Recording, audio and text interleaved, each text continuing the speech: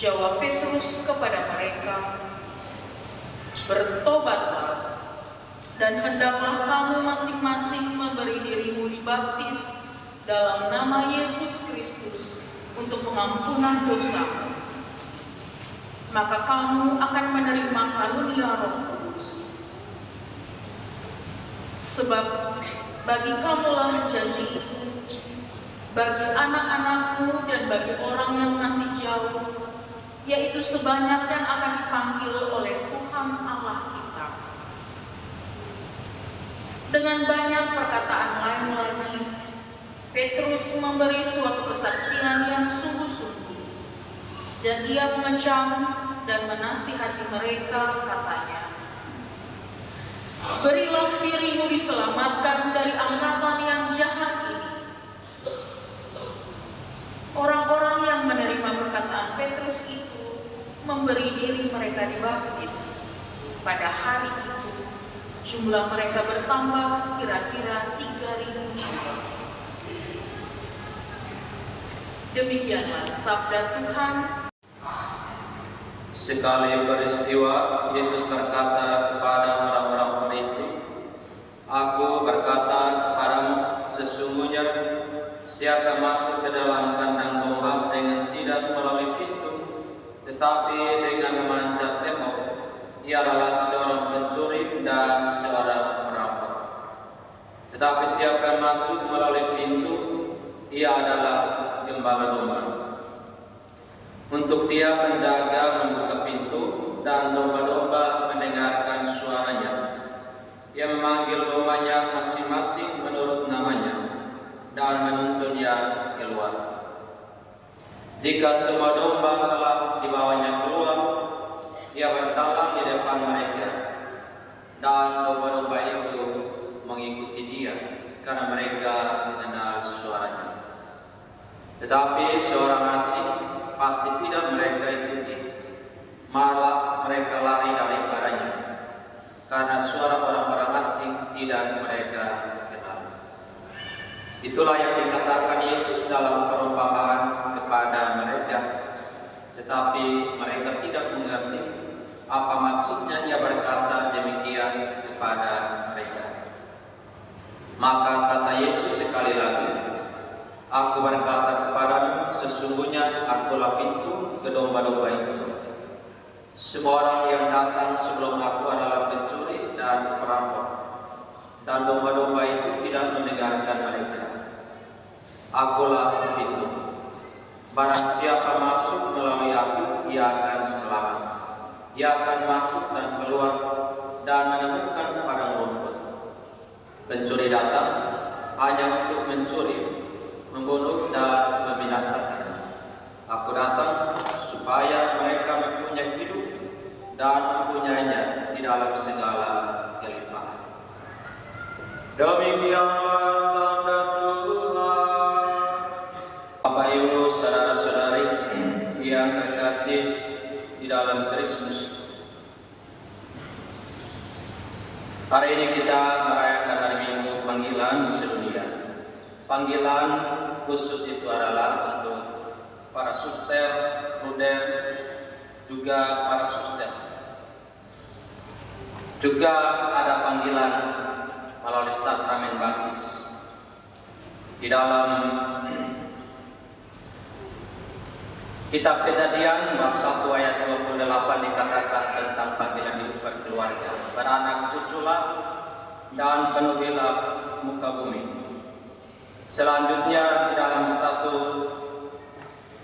Korintus, "Aku ingin supaya kamu hidup tanpa kekhawatiran." Itu berhubungan dengan panggilan khusus, yaitu Matius bab 19 ayat 12. Ada orang yang tidak dapat kawin karena dia memang dilahirkan demikian dari ayah ibunya, dan ada yang dijadikan demikian oleh orang lain, dan ada orang yang membuat dirinya demikian karena kemauannya sendiri oleh karena kerajaan surga.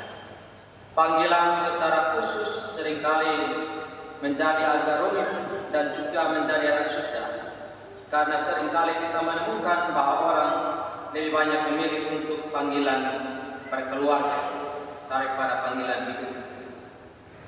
secara khusus mengabdikan diri untuk gereja, untuk pelayanan. Ketika tahun 2004 saya memilih untuk masuk seminari, lalu saya sampaikan kepada bapak dan mama saya. Bapak saya dia oke-oke saja, dia bilang terserah. Tapi mama saya bilang kamu tidak boleh masuk, karena kamu anak laki-laki maka harus ada turunan, harus kawin. Saya dalam hati mampu ini pikir kawin saja. Padahal anak banyak kok, kita ada 5 orang, padahal masih ada yang lain yang kawin. Tapi dia bilang tidak, nanti kamu kawin saja. Kalau masuk pun sampai kelas 3 selesai, tidak usah lagi. Nah itu gambaran tentang perjalanan panggilan orang. Setiap orang pasti berbeda-beda. Ada yang memiliki banyak anak, tetapi tidak ada satupun yang terpanggil. Nah pada itu anak pengtulis semua itu, tidak mendengarkan suara Tuhan. Maka orang tua yang ada dalam barang ini, kalau Anda punya anak banyak dan tidak ada satupun yang terpanggil secara khusus, suster, pastor, bruder, berarti Anda belum terima sendiri semua. Tetapi gembala memanggil dengan nama masing-masing, panggil, tapi mereka tidak mendengarkan. Mereka lebih mendengar yang menikah, kawin dan lain sebagainya. Menjadi seorang imam ada suka dan dukanya. Dikatakan dalam bacaan kedua tadi, orang harus menderita, memikul salib dan lain-lain sebagainya. Ada enaknya juga menjadi pastor, suster. Suster-suster mereka itu kalau masih aspiran, postulan, itu barang masih kecil-kecil. Tapi sudah mulai masuk office, barang macam bulldozer, besar semuanya. Dan makanya begitu juga dengan pastor, juga banyak begitu. Semua tersedia, panggilan secara khusus. Makan, minum, rumah, kendaraan, uang semua ada. Bahkan kuburan juga sudah ada. Jadi tunggu mati saja. Iklan kan sudah disediakan kotak-kotak. Jadi kalau mati sisa kasih lubang bagian depan, sorot kasih masuk petinya saja. Di seminari juga sudah gali dalam kubur tadi, yang mau mati ya silakan mati saja. Semua sudah tersedia. Hanya kawin yang tidak kalau sudah imam.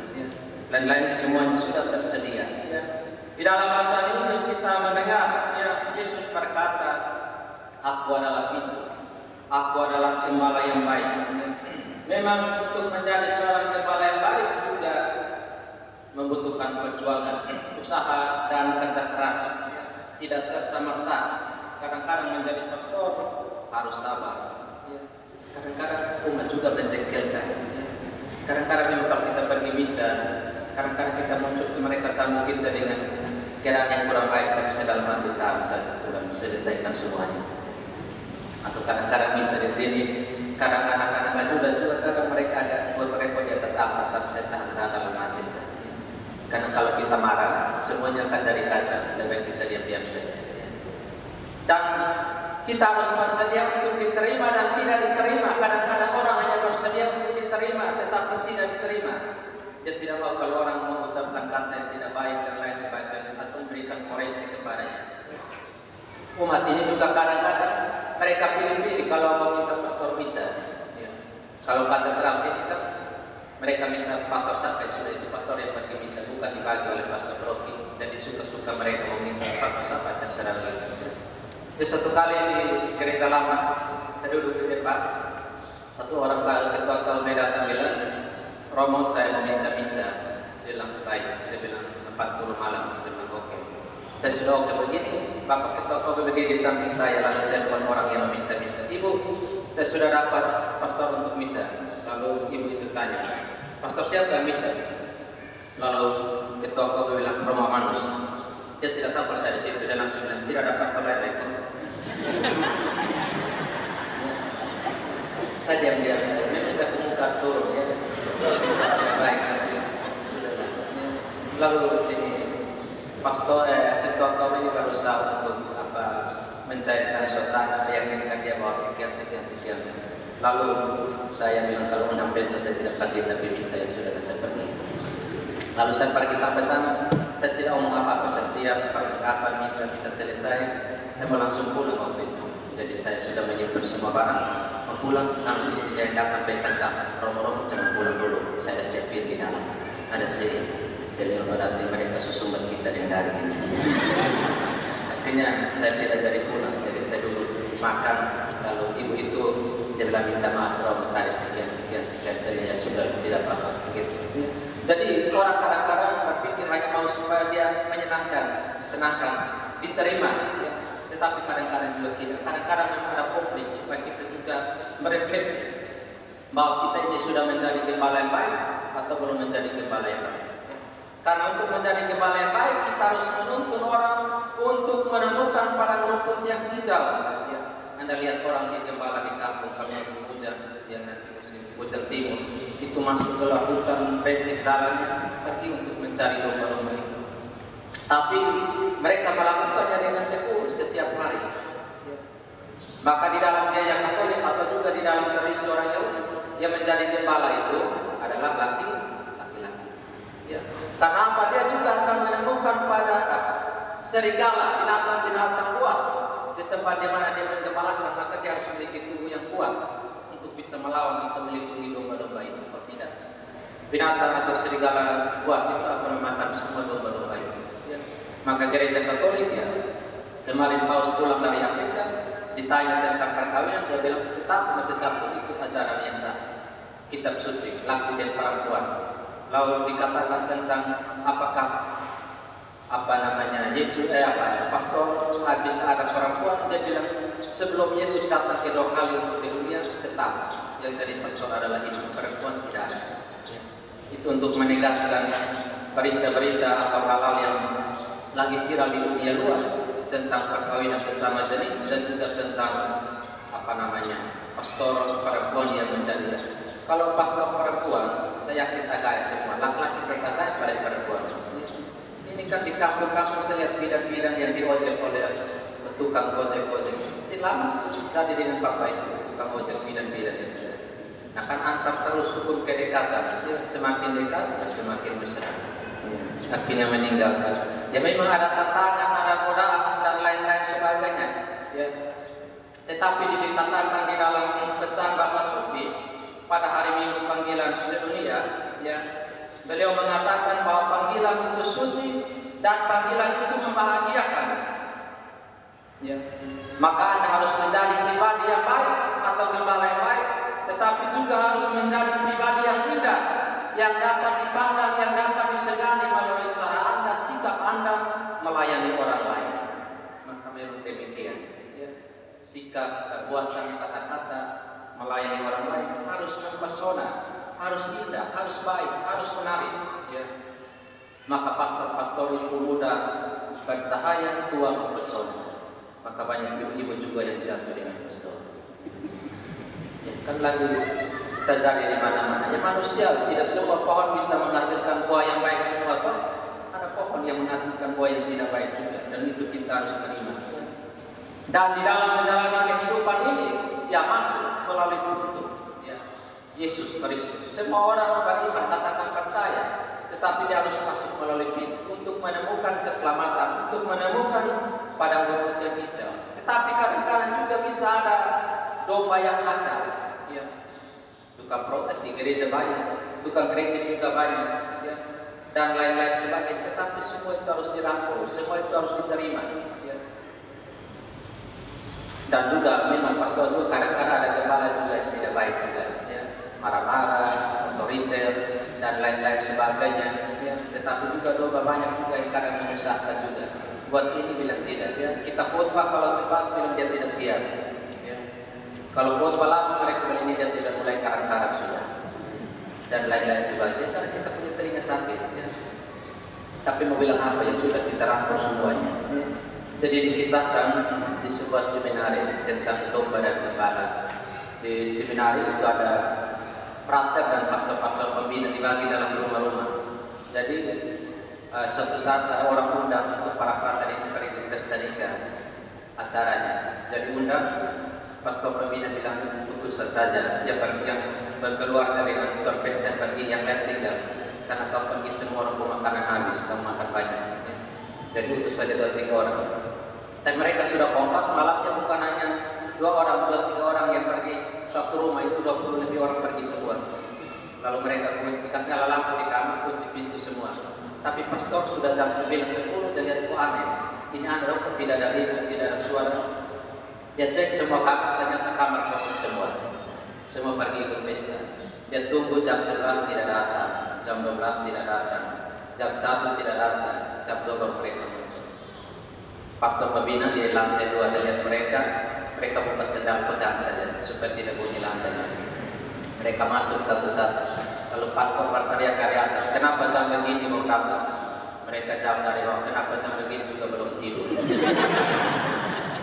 Nah itu, kadang-kadang banyak doa yang nakal juga bisa menyesatkan, ya, membuat gembala yang menjadi pusing dan lain-lain sebagainya. Ya, menjadi gembala yang baik, ya, Yesus mengatakan demikian.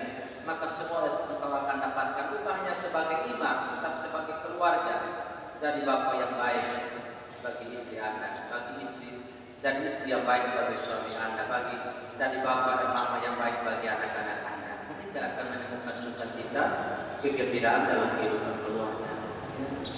Sekarang banyak keluarga yang konflik, bahkan bercerai pisah. Maka istri-istri mau status bukan perpisahan yang hutang isi, melainkan pertemuan yang sesali. Dari yang mulai konflik pulang dan SMS istri, kembalilah ke kasihku.